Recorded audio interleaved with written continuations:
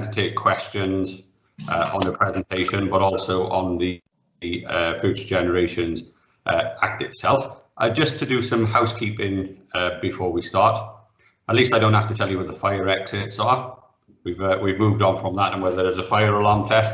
But I do have a slight personal health warning that just after 3 o'clock my children will probably come into the room. I'll do my best to mute them, but I can't promise anything.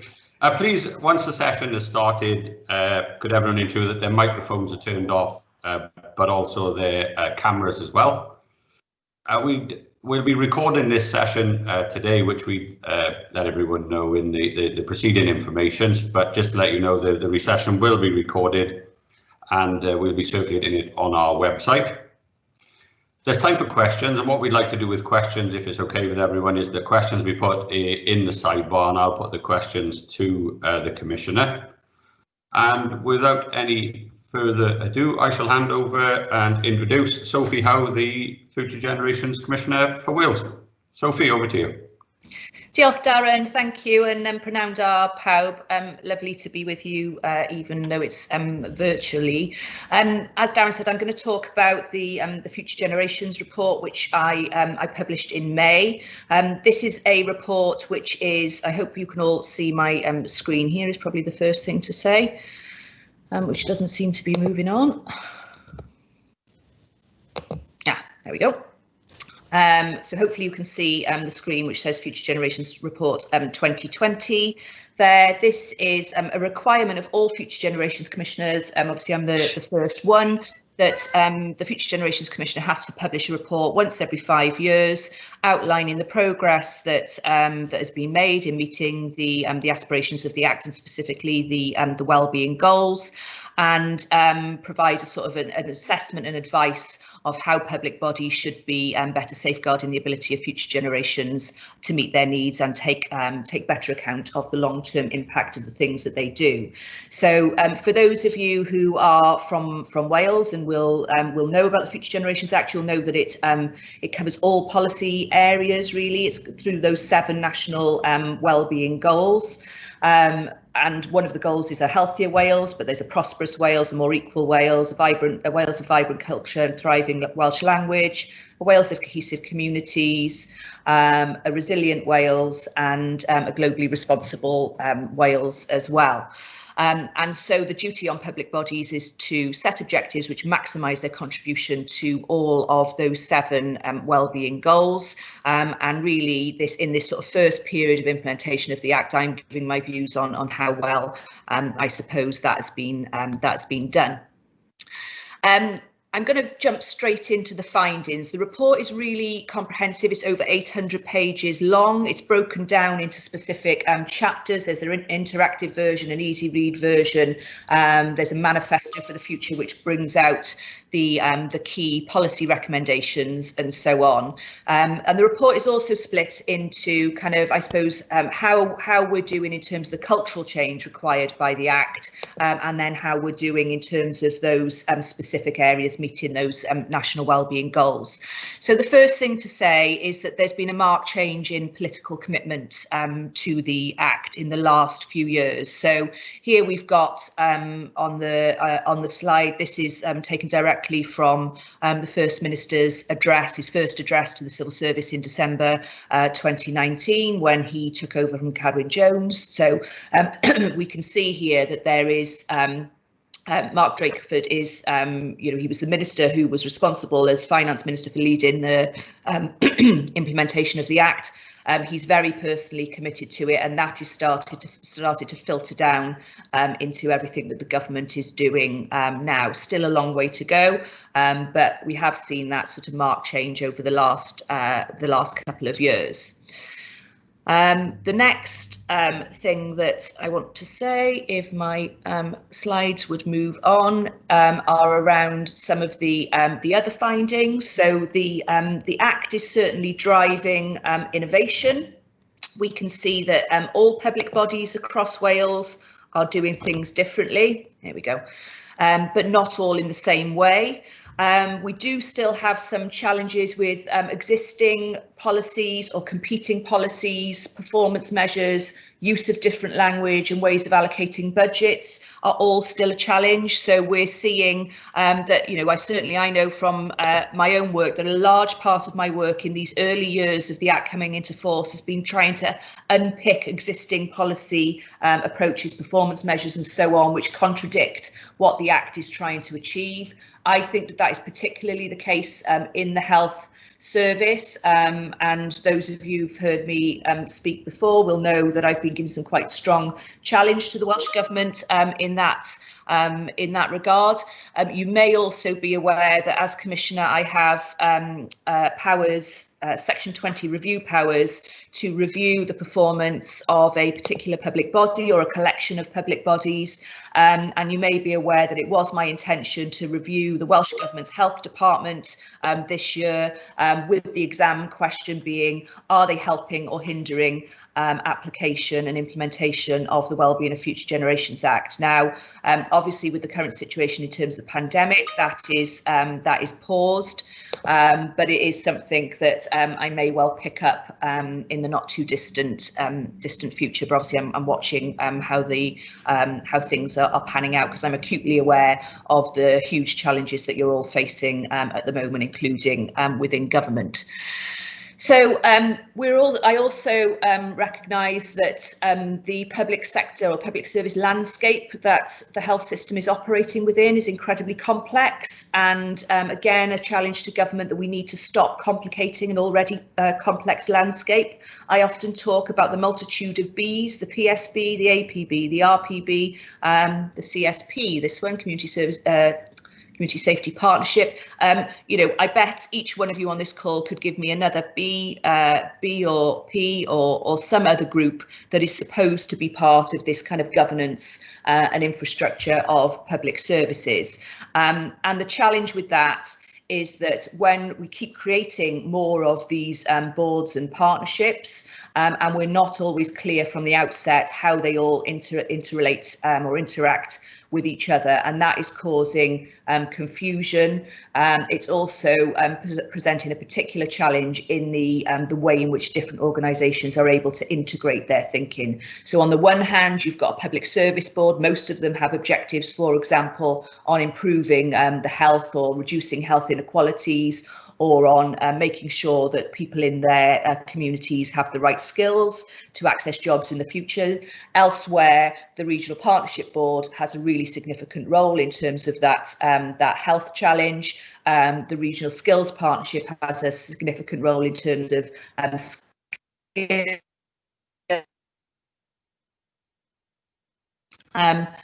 There is a finding that public services boards are not being given a high enough priority. These are, for our English colleagues, these are boards which are established, which are a culmination of all of the key public services, third sector, sometimes private sector, and so on, for each local authority area, and they have specific duties to set wellbeing plans, undertake wellbeing assessments. And the idea of these is these are organisations who should come together to take action in the areas that can only be solved by partnership and by a kind of multi-agency and multi-organisational approach. However, they are often being bypassed by the government, either in terms of funding allocation, and what we're seeing therefore is that priority within organisations, if you're the chief executive of a health board or the chair of a health board or a local authority or so on, you're mostly going to be following or giving priority to those boards where there's funding allocations and so on.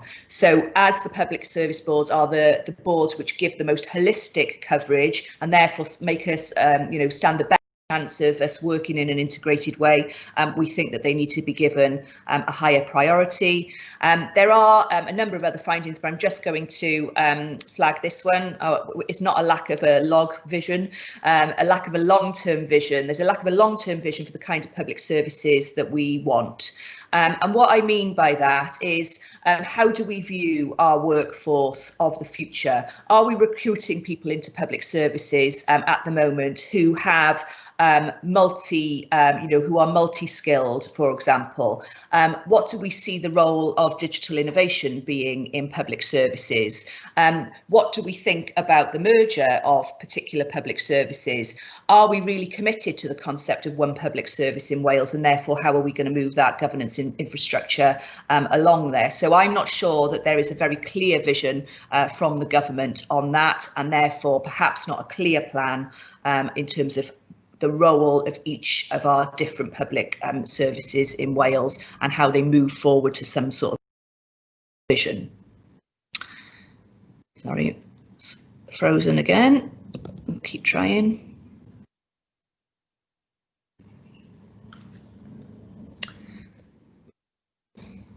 I obviously need to start clicking these slides about 5 minutes before I actually want to start talking about them. Come on.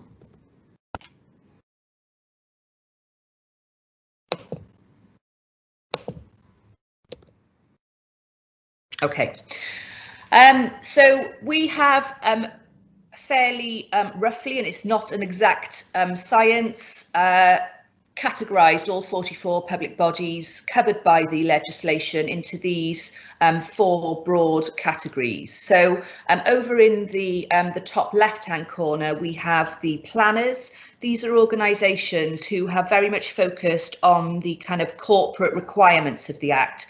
So they've written their plans, they've set their wellbeing objectives, they have some performance measures to sort of track them, they say all the right things in the right documents, but they are not, that's not necessarily filtering down to action on the ground, or not in a consistent and coherent way. So these are people who are perhaps too focused on the process and not focused enough on the cultural change required to achieve the Act. In the opposite bottom there, right-hand corner, we have the lone innovators. So I suppose it's the opposite of the planners. So these are organisations where there's a lot of innovation going on, and there's a culture within the organisation where innovation is encouraged, new ideas are encouraged, but and that's really good, and good things are happening in those organisations, but it's not necessarily connected to the core mission or core wellbeing objectives that have been set by that organisation. In the bottom left-hand corner, we've got the overwhelmed and the overconfident.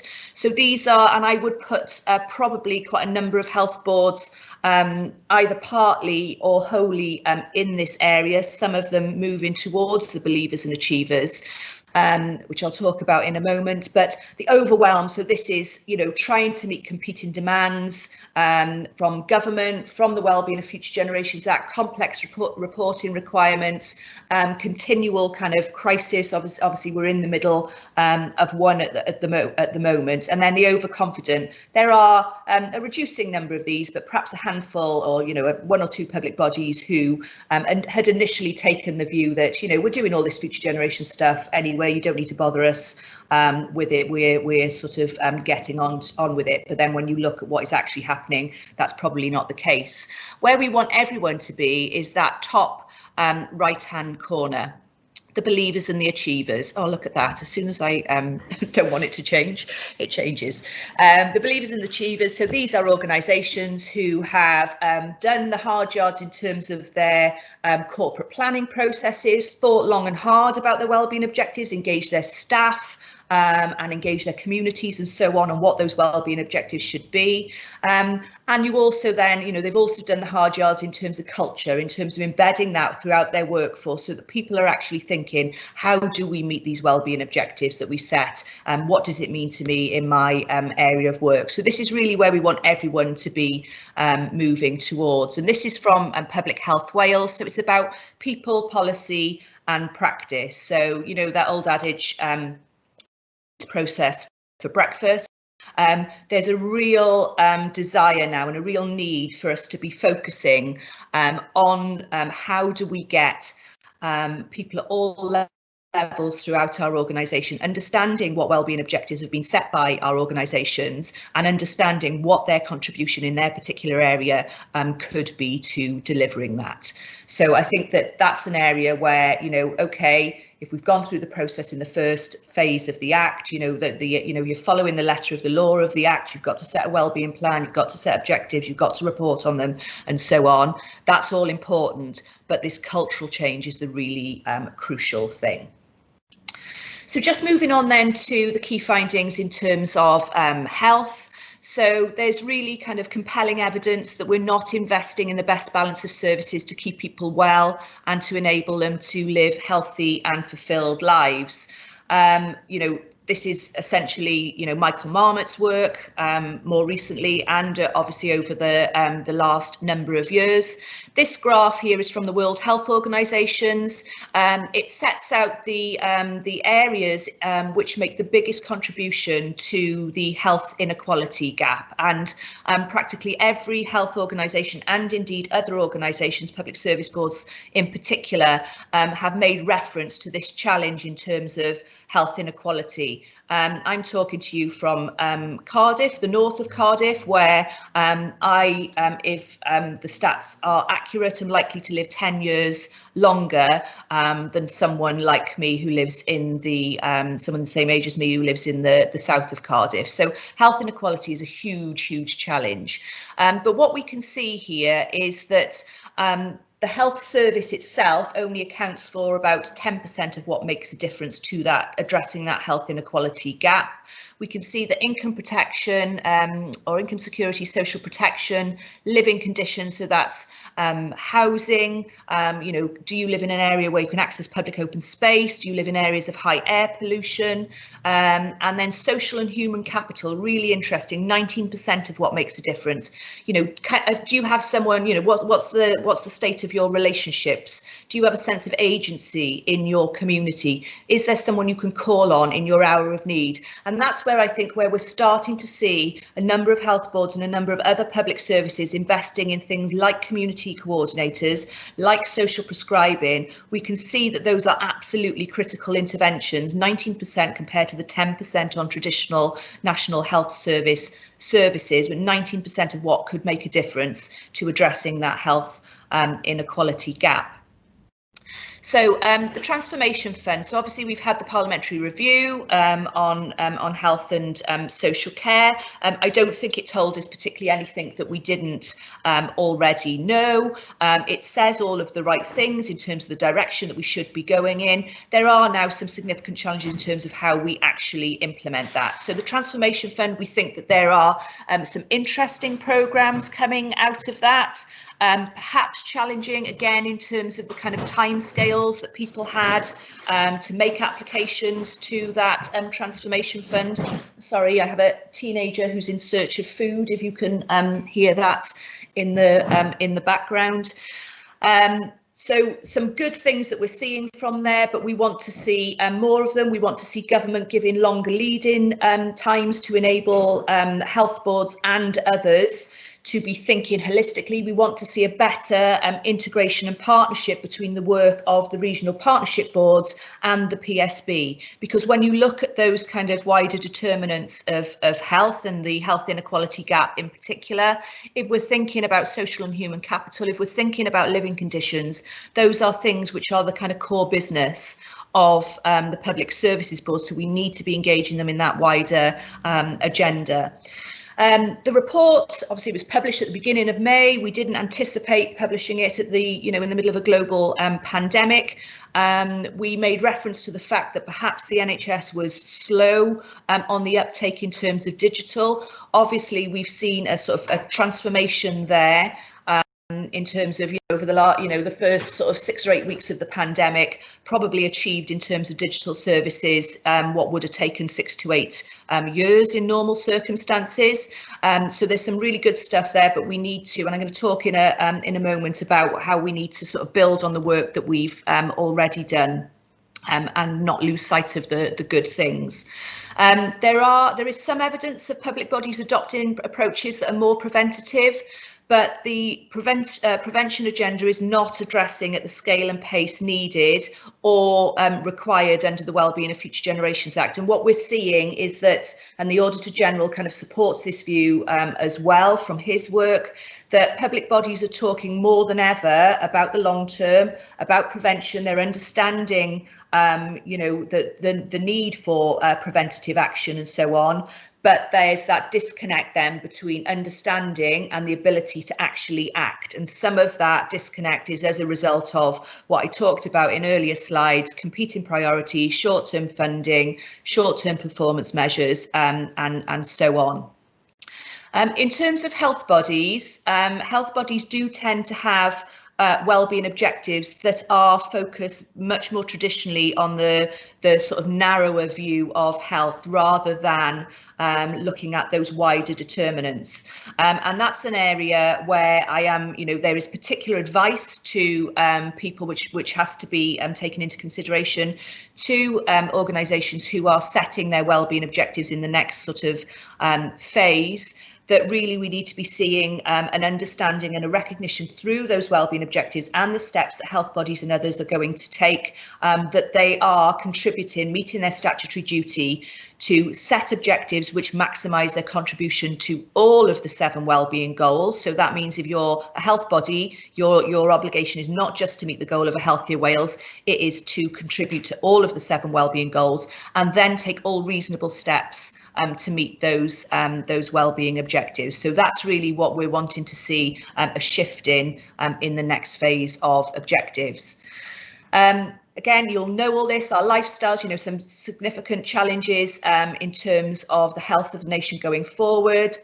Levels of physical activity are declining, levels of poor mental health are increasing. Across the board, in all of the engagement that I did right across Wales, from community groups to surveys in supermarkets to engagement with experts to engagement with young people in schools, there wasn't a single occasion where mental health and concerns about mental health wasn't coming up as part of those concerns. So we've seen that this has become an increasing priority for Welsh Government and other public bodies, but we can also see that there's not necessarily enough join up in the system and consideration of the wider determinants of health. So how many of us are focusing on preventing mental ill health through addressing loneliness and social isolation? How far upstream are we getting in terms of young people's mental health? Pleased to see some additional allocation in the Welsh Government's budget last year, but we know that prevailing mental health conditions tend to start before adolescence. So we need, focusing on adverse childhood experiences. All of these things are going to be critical to addressing some of that. We've seen that mental health is identified as a priority, but as in health bodies, but as I said, there's not necessarily that join up. We've identified the Healthy and Active Fund as a good example of a collaborative approach to improving physical activity at the national level, but we think that model could take further forward at a local level. So how many public service boards and health boards are engaging actively with Public Health Wales, Sport Wales? How many public service boards are looking for some innovative ideas, working with employers to improve the health of their employees? I know that there is some work going on in those areas, but how could we be having more of a focus there? Throughout the report, and I would encourage you to read it because there are some brilliant examples of innovation going on. I'm just, going to refer to 2 here, but there are many, many more. So the ones that are not on this slide, I'm going to refer to the work the Cardiff and Vale Health Board are doing around arts and health, around creating space for nature on their site, engaging communities and helping patient rehabilitation.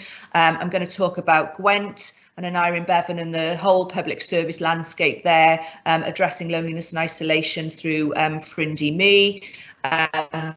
Swansea, we can see their brilliant programme down to advantage young people, using an outdoor setting for therapeutic development work and rehabilitation. The Community Care Collaborative in Wrexham.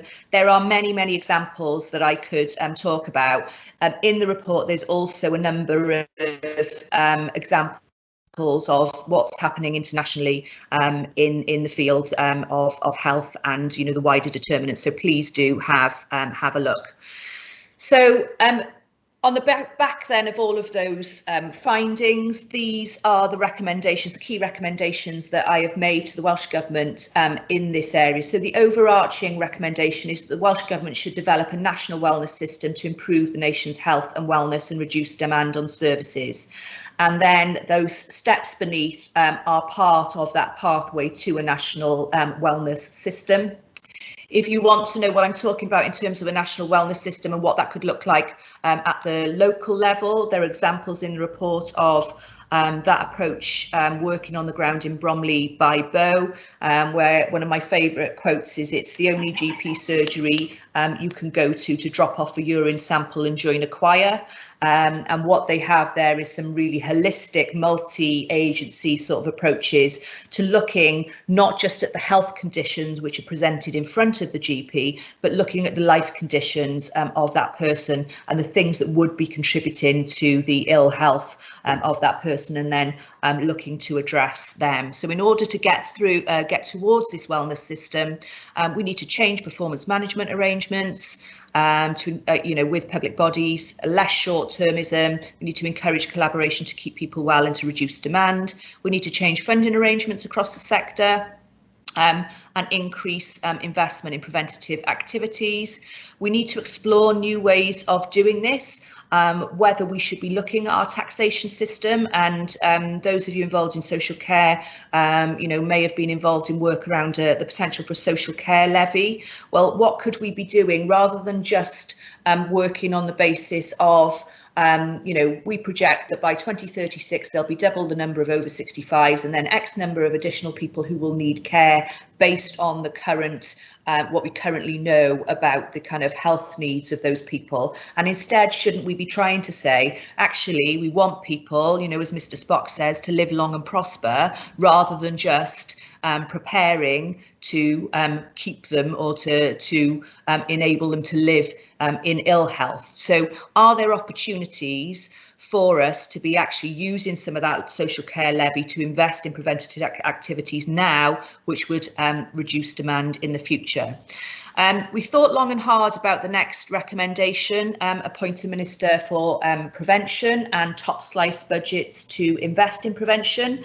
And I should say that this isn't intended to take away the responsibility of all government ministers and portfolios to focus on preventative activity, but we think such is the scale of the problem in making that shift that it does require some of that cross-government coherent action in specific areas with funding to back that up, to identify where the best bang for our buck can be, where those preventative interventions should be, and how that could be driven across the whole of government.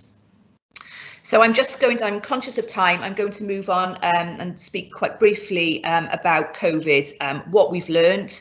I'm going to focus on the positives, because I think, there is a lot of doom and gloom. I do not underestimate the challenge that you are all facing at the moment. But there are things that have come out of this pandemic in terms of the way that public services and communities have responded, which I think would fare us well for the future. So innovation, we are seeing increasing innovation across our public services in terms of responding to the pandemic. Not least in terms of digital services, and as I mentioned, that rapid rollout of digital services and so on. Those are things that we want to keep going forward. Could transform rural healthcare, for example, if we sorted out proper internet connection at the same time. Could enable us, and this is, I think, a key challenge, that we don't want to just be offering the same services but offering them online. We want to be thinking about what efficiencies can we drive from that digital innovation, which would enable us not just to be treating the condition in front of us, but actually could it free up time for our staff, our clinicians, and others to actually be looking more at the kind of life conditions and these wider determinants of health in terms of the patient in front of them. Everyone's spoken about the partnership response, and I think there's a marked difference here. I'm no expert on the public service landscape in England, but certainly in terms of what we've seen in terms of test, track and trace, and a range of other things, there's a very marked difference in terms of public service partnership working in Wales as compared to what seems to be quite fragmented at a UK or an England level, if you like, in terms of that kind of response. And yes, we're seeing it in terms of the immediate, how do we respond to the pandemic, but we're also seeing some really good innovation on things like how do we procure PPE in a way which supports the foundational economy, and so on and so on. So partnership and integrated action, I think we are seeing more of. I think that there's a case for saying that the partnerships that have grown through public service boards and through some of the other infrastructure has been really critical, because they already existed, the relationships were there. It wasn't that we were having to form those partnerships whilst also dealing with an emergency. And I think those relationships of trust and collaboration have been strengthened as part of this pandemic response. Now, I can say the same thing, I think, for the community response.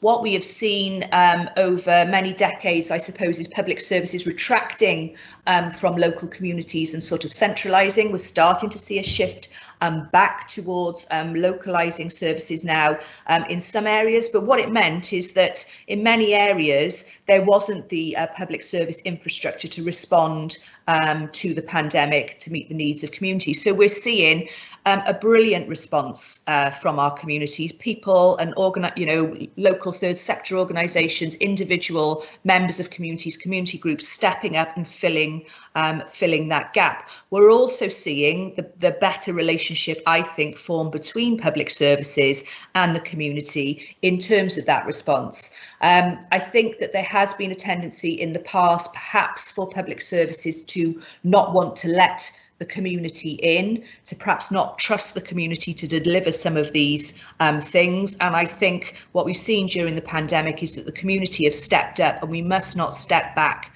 from that. We must continue to empower communities.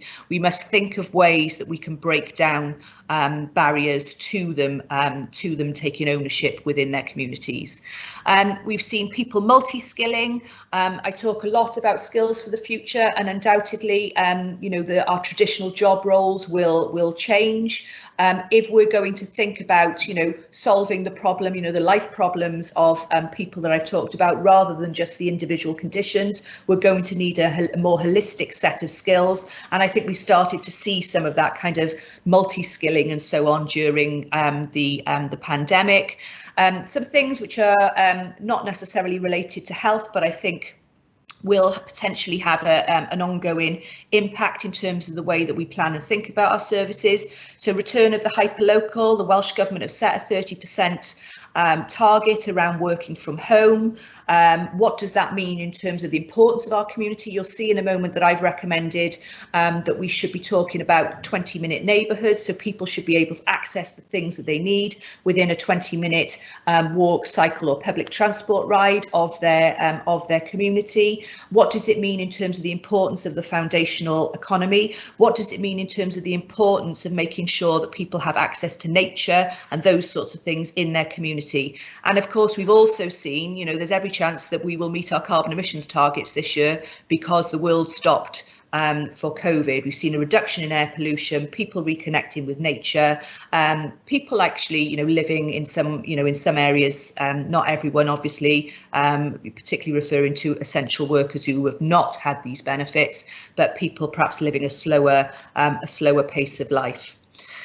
What can we learn from what can we learn from what's happened? The challenges and complications caused by chronic conditions like obesity. Now, obviously, who knew that we were going to have a global pandemic? I suppose, actually, I should say we all knew we were going to have a global pandemic because it's been on the global risk register for a vast number of years. Incidentally, as has climate change been on the global risk register. We're still not doing enough to tackle that.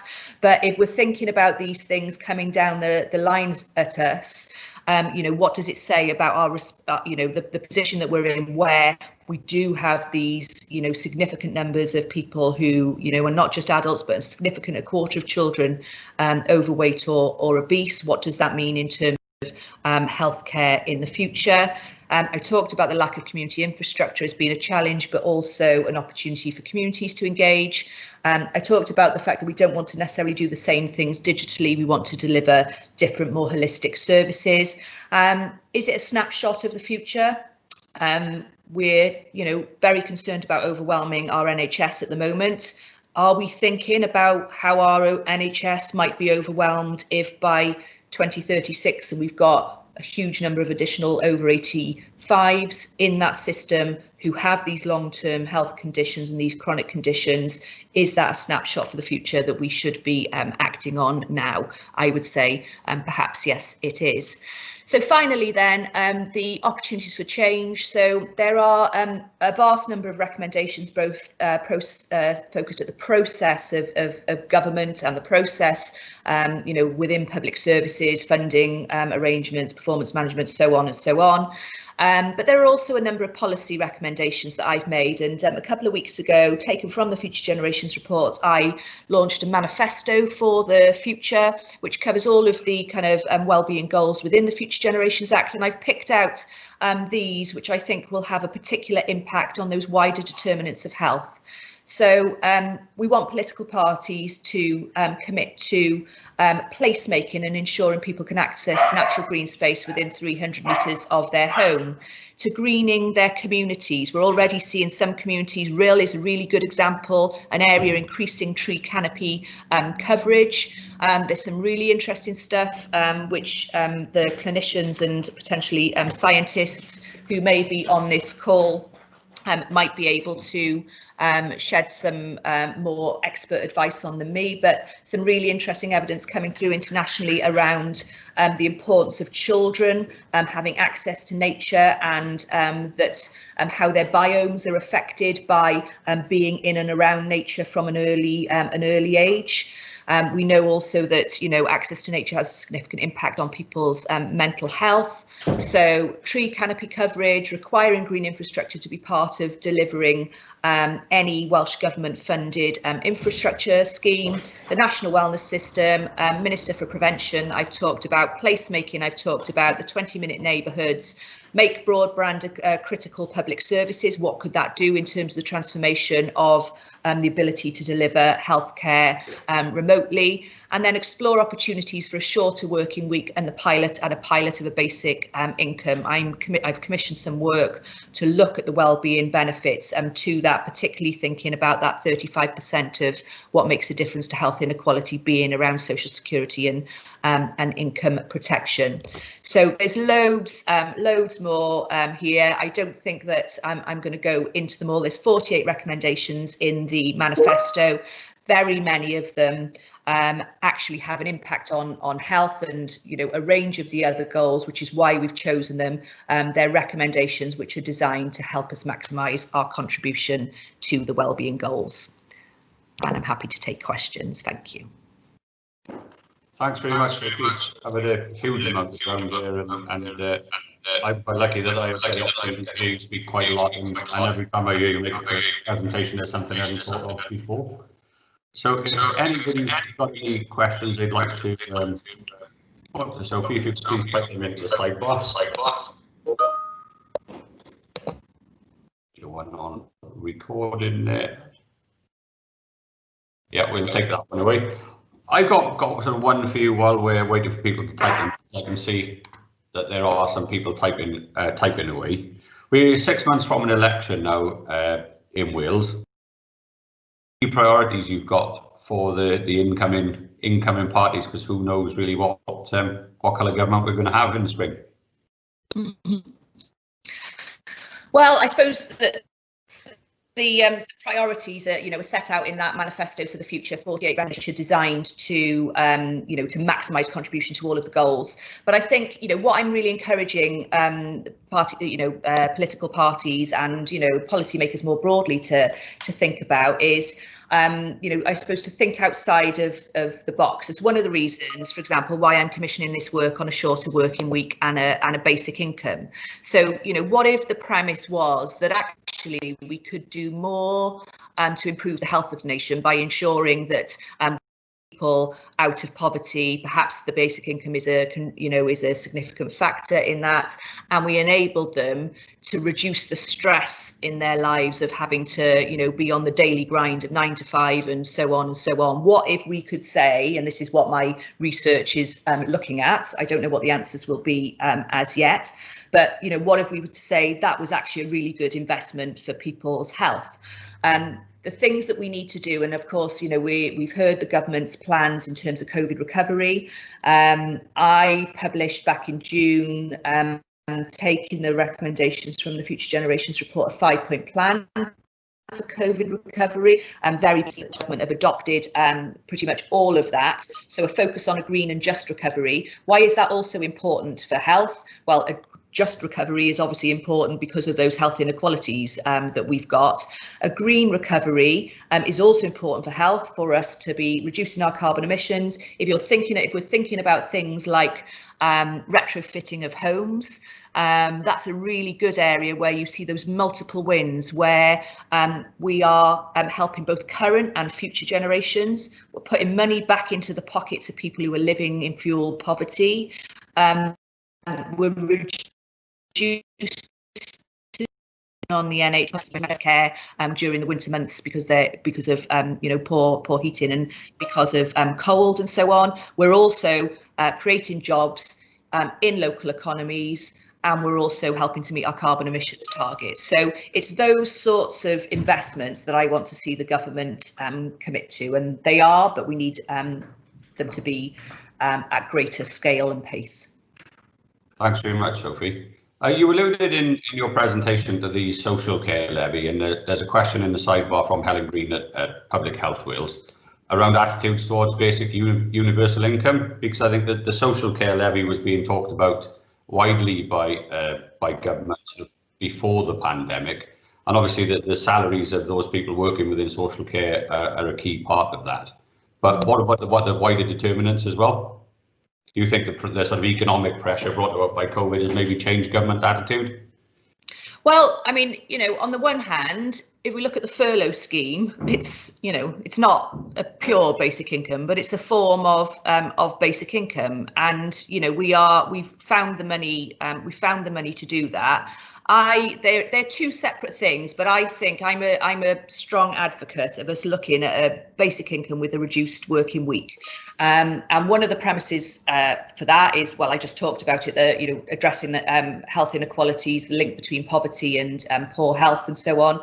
But also when we're thinking about those sort of future trends and scenarios, what could a basic income and a reduced working week contribute to mitigating some of the more negative effects? So we know automation and artificial intelligence are coming down the track at us. That's likely to take away a number of jobs, or at least parts of jobs. Should we be thinking about some sort of automation or robot tax, as they have in other countries, to fund a basic income? Because otherwise what's going to happen is people are just going to lose their jobs, and we're going to be widening that risk around poverty and ill health. What about the ageing population? We do not have the public service infrastructure or funding to fund the type of care needs that we're talking about at the moment, which is where I think there could be some interesting parallels between social care levy, basic income and so on. We have to think about some of the equality considerations. We already talk about the sandwich generation, and it is still mainly women, those women who were sandwiched between caring for a younger generation and older parents and so on, and that's only likely to grow. So how are we thinking about that now? We know that by reducing our time in working from home and so on, we're actually having a positive impact on reducing carbon emissions as well. So this is where I'm saying these things which seem a bit kind of, left of field. Why should health be concerned about a basic income and a reduced working week?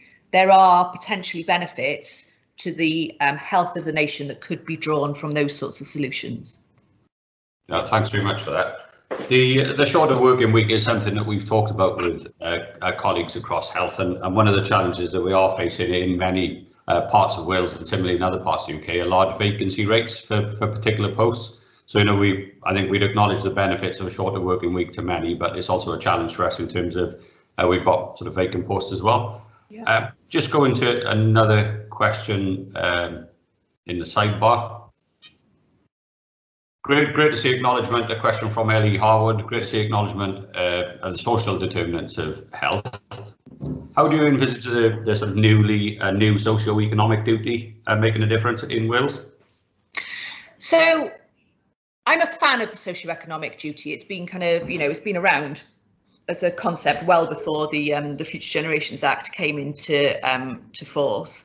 I suppose the principle is absolutely sound, that public policy, the way in which services are delivered and that decisions are taken should be done in a manner which aims to reduce socioeconomic disadvantage. And so, just as an example of that, some of the challenge that I've been giving to government around their recovery strategy, excuse my little girl in the background. So around their recovery strategy, we talk about the growth of green jobs and the skills needed for those green jobs. Absolutely, couldn't agree more. But what we should be doing, if we're applying a socioeconomic lens to that, we should be making sure now that we are targeting those skills pathways for those jobs to those people furthest away from the labour market, to the BAME communities who have not previously entered into those sorts of professions.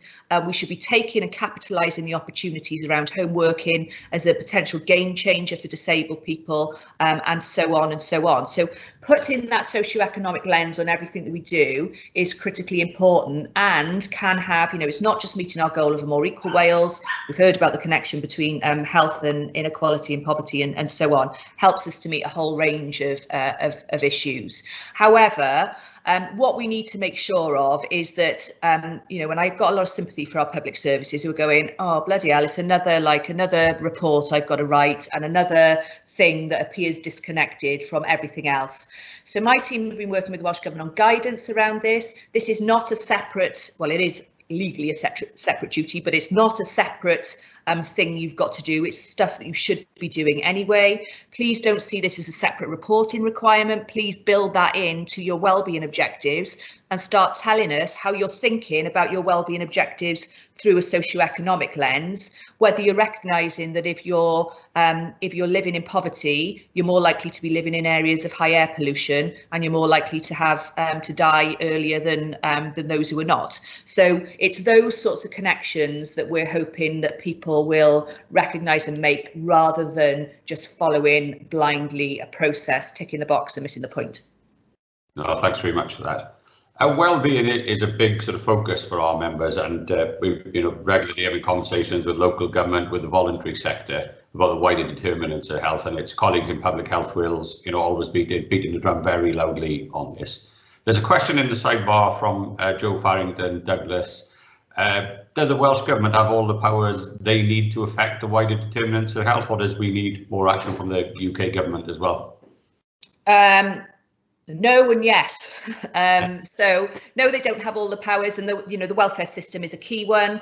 Although I'm making recommendations around a basic income, and the work that I'm doing is looking at what could be possible in Wales. The reality is that if we were going to roll this out, across Wales, we would need the collaboration from the UK government and reform of the welfare, the welfare system and so on.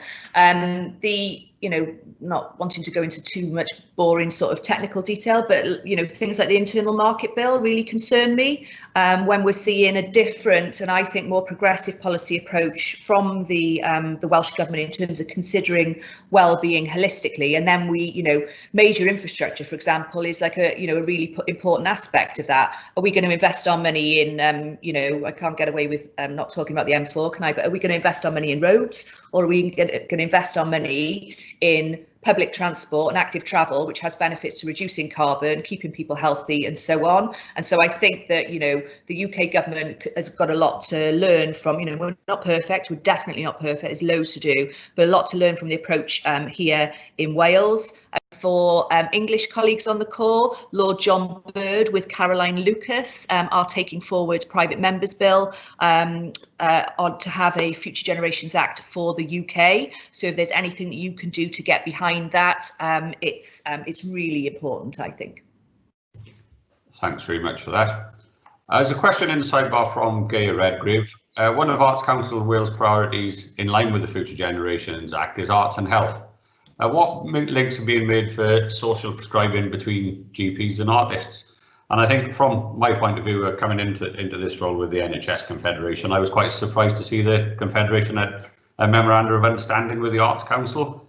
And since I've been in post, I've seen that the huge benefits that arts have had, for colleagues within the health sector, in primary care, in hospitals as well. And also alluding back to what we were saying earlier about the Bromley by Bow partnership, of some of the examples around the choir and health that they've used there to improve community well-being. So any thoughts on the use of arts and social prescribing? So I love the Arts and Health programme. Again, it's a something which I think is from my conversations with the Arts Council and engagement that they're having in England and indeed internationally, it's something which is the way in which it's being approached is quite unique to Wales.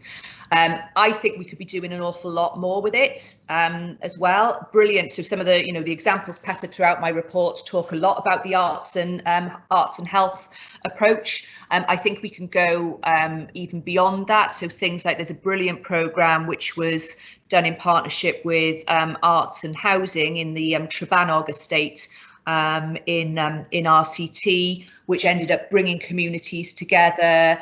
By bringing communities together, there was one lovely story where a mum of four who didn't know her neighbours and couldn't work because she had to do the school run and various other things, made connection through this community arts project, which was regenerating their local community, and now they're offering kind of mutual childcare, and she's gone back to work. It's those kind of small stories in a way that if we could grasp them and scale them up, it could be absolutely transformational.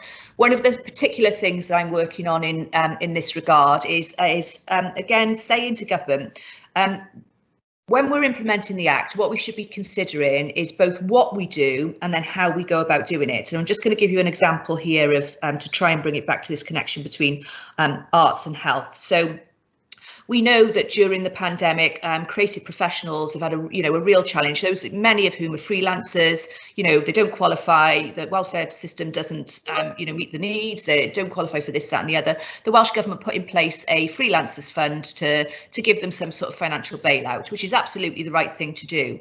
My challenge was, in giving that money, can we not establish a scheme whereby we help to facilitate these creative sort of freelancers to go into public services to do a potentially whole range of things? We saw during the pandemic, creatives were dancing outside old people's homes, they were running online Zoom sessions, they were doing a whole range of different things around that kind of social interaction and so on. What would happen if we had, I've had some discussions with Cardiff and Vale Health Board and have said to them, when you're thinking about the development of the new university hospital, what about bringing in that creative input right from the outset? What about building in arts and health from the outset? So with that freelancer fund, can we think of a way of government funding creative practitioners in our public services? Because I think, again, could be transformational to have that creative thinking outside of the box and thinking about different ways of doing things, rather than sometimes the sort of siloed mentality that some of our public services can have. And we're still working on that, but we've had some really promising sort of developments. Thanks very much, Sophie. I think you're right that there's been huge amounts of innovation because of having to do things differently. And I think perhaps for years we might all have been accused of sort of doing things the way which is easiest rather than which is best. Another comment in the sidebar from Martin Woodford at Welsh Ambulance Services. Do you think public services generally are doing enough to embrace the leadership approach and values required to deliver on this agenda? And I think he's talking particularly about distributed leadership, and it sort of relates back to the point you made early on, really, about ensuring everybody at all levels across organisations are aware of what they should be doing in line with the Future Generations Act. I've seen some brilliant examples of leadership on my travels and in the monitoring and assessing work that I've done, and that has been throughout all levels. So that's not to sort of downplay any of that. I think, however, that there is a challenge. What we often see is that at a senior level, people say the right things, they can see the sense of making the connections and so on. There are still challenges at that senior level of going beyond that and saying, okay, that means I am going to put my hand in my pocket. To give you an example, my last job was in the police service. Some of the decisions that we took there was to, and this was at a time when we were having massive cuts to policing, but we actually said, no, we're going to take this money away from frontline police officers and invest it in tackling adverse childhood experiences and women's pathfinders to take women out of the criminal justice system and all of these different things. And I think some of that sort of, and that is happening in pockets across Wales, but it requires that brave leadership to say, I'm going to give up some of my budget because what I'm trying to achieve here is better done by another organisation. And I don't think we see enough of that. I don't think that we talk enough to those delivering services on the ground. So yes, you get the right narrative from a senior level, and you don't. And I think on the ground we hear a lot about what solutions could be found. But I think those two things don't often kind of come together. And then in the middle section, I talk a lot about the concrete middle. So often you get the policy direction from the top, you get the please let's do it and let's make this make sense from the bottom, but there is a concrete middle quite often which are seen as blockers. Not all of them, but we have to focus on that kind of leadership journey for that concrete middle if we're going to get the change that we need through the Future Generations Act. Thanks very much, Sophie. We've got about 3 minutes left. There's one more question in the sidebar and probably time for one more after that. So if you've got a burning question, this is probably your last opportunity, although we have committed to taking the questions away and coming back to you by email with an answer. There's a question from Alan Herbert. Disabled people in Wales were highlighted in 2018 by the Equality Commission, JRF and the ONS as being disadvantaged in Wales compared to other parts of the UK, and the subject to a range of negative bias in all walks of life. What do you think can be best done to right this balance? So I think that there's a number of recommendations in my Future Generations report, and I think it starts right from a kind of who's taking the decisions. So there are not enough disabled people in positions taking decisions, either through public appointments, for example, or right throughout our system. So I think so I've recommended that there should be ambitious targets set around recruitment and retention across a number of protected characteristics, obviously including disabled people. I think that a number of the things that are proposed, which may not be immediately obvious in terms of actually this is kind of could impact positively on disabled people, in my report, I would like to highlight. So what if we did have 20-minute neighbourhoods? And disabled people and everyone else could access the things that they need within 20 minutes. What if we focused on a placemaking approach to our communities? So, we were involving everyone, which is that requirement through the Act, to think about how those communities are created. What if we were targeting, as I said, our green recovery and our approach to skills towards those people who are furthest from the labour market, which we know are disabled people. Only 1% of apprenticeships go into disabled people at the moment. So a number of the recommendations that I've made, and coming back to the point on applying the socioeconomic duty and the kind of broader equality duties, I think if we get that right, could make a significant difference to people, to disabled people in particular. Thanks very much, Sophie. That's really helpful. Some comments downside from Jenny Bone relating to a shorter working week, and some points about education. And it's something definitely as a parent I concur with, but I also note that asking my parents-in-law why they became teachers, they did say the 6-week summer holiday was a primary reason. Thanks very much again to everyone for taking part. I think, Sophie, this is the highest number of people we've had attend one of these meetings. Just goes to show what interest there is in the work that you are doing. And I think, I'd like to thank you once again for taking the time to something definitely that our members, the NHS across Wales, are committed to. And we were having conversations prior to COVID around how some of the sort of targets and things within the NHS were perhaps driving the wrong behaviours, and a need to look at that, which is something we're keen to take up with you. But thanks very much to you, and thanks very much to the team in the Welsh NHS Confederation for pulling this together today. And we'll be in touch again about future events. Thanks very much, Sophie. Thanks all. Diolch yn fawr iawn.